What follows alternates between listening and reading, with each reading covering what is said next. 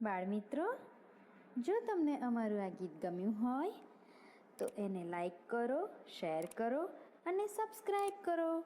અને હા, bell icon દબાવવાનું ભૂલશો નહીં હં.